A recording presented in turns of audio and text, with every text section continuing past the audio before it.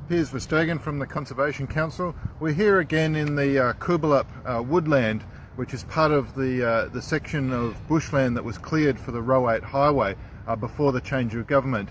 And last time we were here, there was hundreds of members of the community. There was bulldozers behind us destroying this beautiful forest here, and there was a lot of commotion, a lot of protest. But today it's much more tranquil, and you can see that there's a lot of regrowth from the underground roots of the plants that were left behind.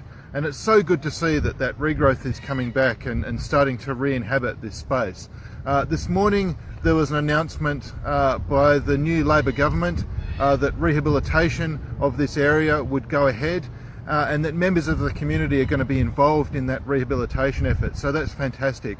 And we think that this area can be turned into an amazing community asset for the future. And we're really keen to start working with the new government who committed to stop this destruction and instead rehabilitate this area. So there's actually a meeting of the organisation and the group that's working to develop a vision for this area, the Coolbellup Community Wildlife Corridor.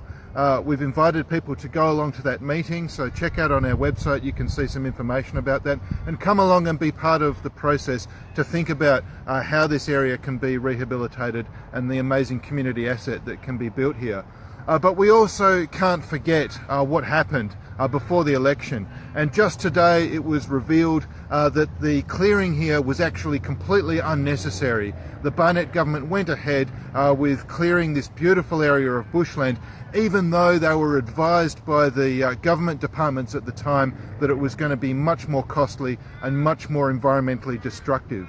They were advised to go ahead with a different option which wouldn't have cost so much and wouldn't have incurred such tragic environmental damage. But instead they went ahead and cleared this beautiful area of Banksia woodland. So we really need to hold them to account and make sure that never happens again.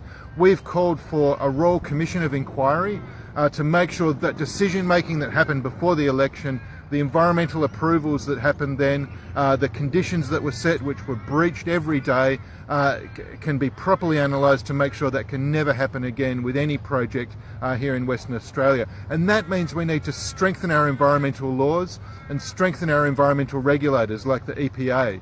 A couple of days ago the EPA actually released an audit report looking at what happened during the time when the clearing was occurring. And their audit report shows that there wasn't any breaches of environmental conditions during that time. Now, we think that's absolutely insulting, and the auditor didn't talk to any of the members of the community that stood by and watched and documented while there was breaches day after day of those environmental conditions. So we really think the OEPA, the Office of the EPA, are really trying to cover their tracks here, and really at the time they were absolutely complicit in the damage that was done here with the Environment Minister at the time that signed off on those conditions. So that all needs to be investigated now by a Commission of Inquiry, and we hope that you'll join us in calling for that with the new government, so making sure that we not just rehabilitate this site here, but also look at the process that was undertaken to make sure that can never happen again, and make sure that we strengthen our environmental laws to look after places like this, not just here, but all across our amazing state in Western Australia. So thanks very much for tuning in, and it's fantastic to see that the bulldozers have gone and now that the regrowth is here, and also that there's an amazing community that's been brought together around this issue. I think that community is going to go from strength to strength, advocating for all sorts of other amazing environmental projects and sustainability things in this local community. So please be part of that, and that's a really powerful community that's now been brought together, and we want to keep the momentum up in advocating for a sustainable future for our state. Thanks very much.